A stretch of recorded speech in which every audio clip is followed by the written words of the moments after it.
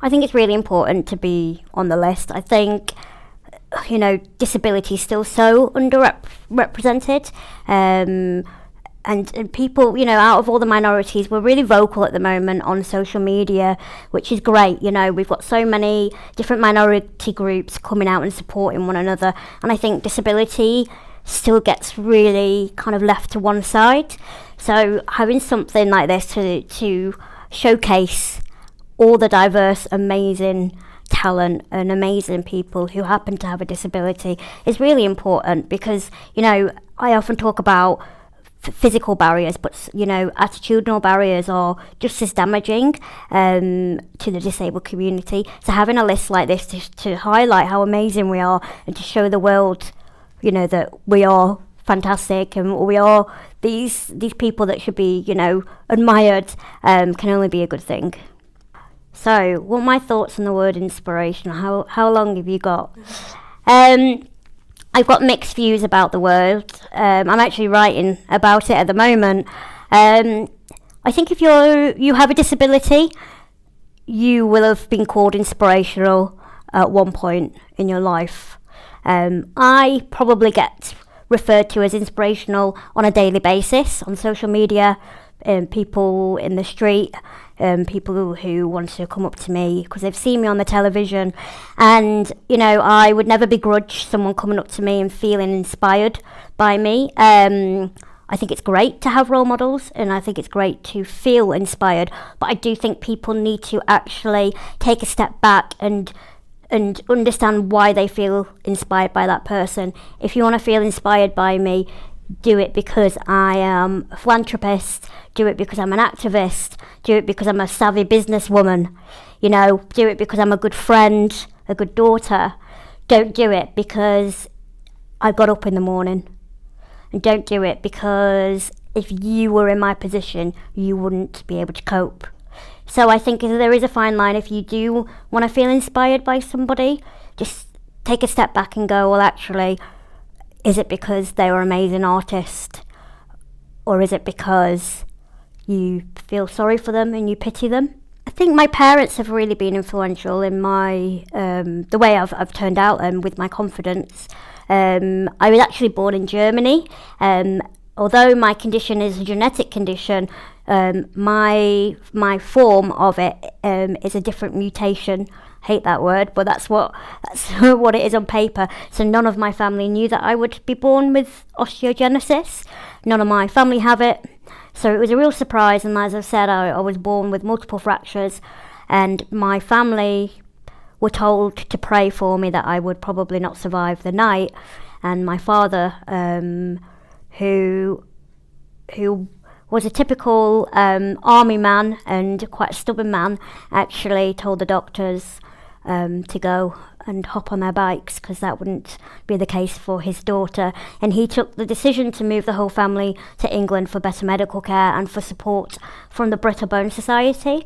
I never felt different growing up. I was encouraged to do whatever I wanted to do. And although my father passed away when I was 10, he really, really, instilled in me to be who I wanted to be.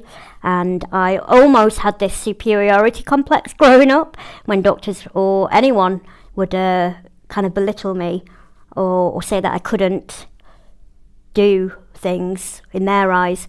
I kind of was really perplexed as to why they were saying that. I was like, don't tell me what I can and can't do. And I think that's really helped me. And also my mother, who coincidentally is a nurse, which helps when you've got brittle bones. She has been my best friend and my complete cheerleader for no matter what I want to do. So yes, they're very influential to me. Sadly, I don't remember having really any role models that had disabilities. I was a die-hard Buffy the Vampire Slayer fan, so that really got me into acting.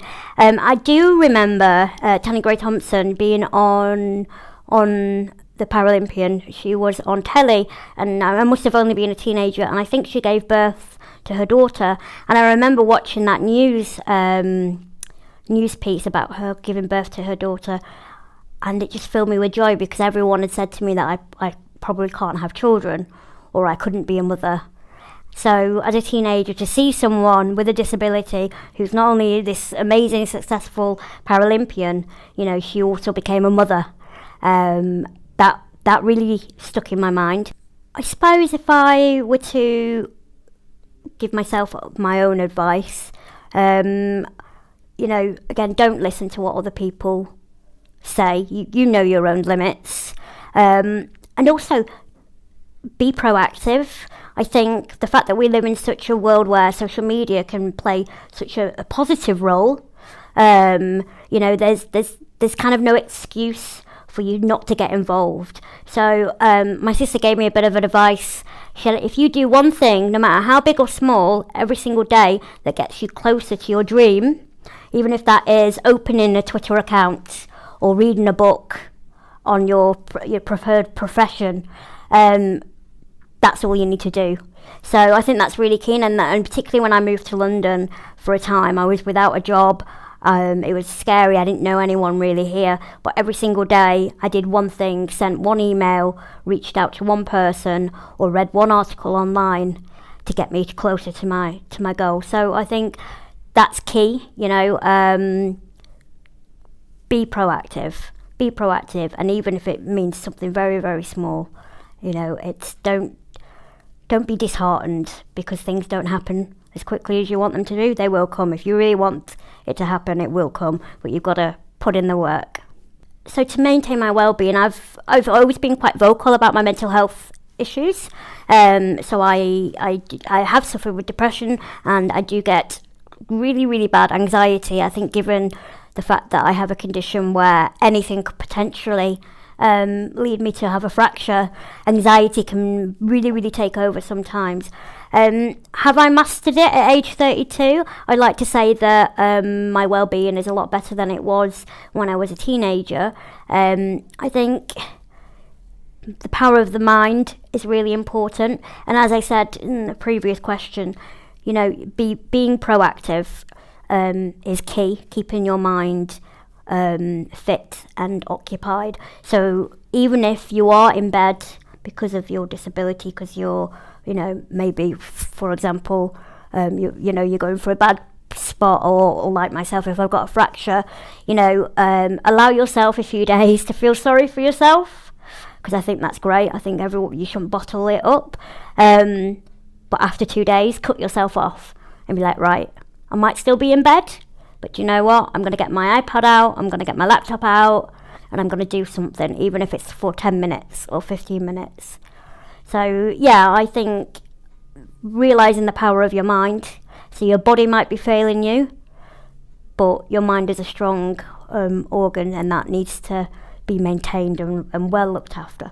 I think for me, seeing the world change for the better, I really would like to start a family, and I do have a 50-50 chance of passing on the condition to my children. And if that were to happen, I would like them to live in a world that's a bit more tolerant, a bit more understanding of the disabled community. I love for everything to be super technology everywhere. So all homes are completely kitted out for anyone with some form of impairment, like a really futuristic world where we don't have to think about, is there a disabled toilet, or we don't have to think about, is the lift broke.